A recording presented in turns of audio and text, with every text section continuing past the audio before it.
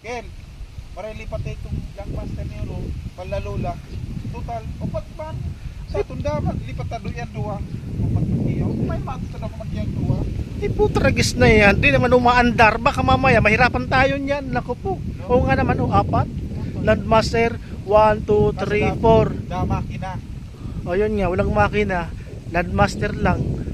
Naku, mahirap yan. Hindi natin mapapandar yan. Kahit itulak mo pa yan, di kaya. Kawawa naman ang ating mga magsasaka na naman. Salamin.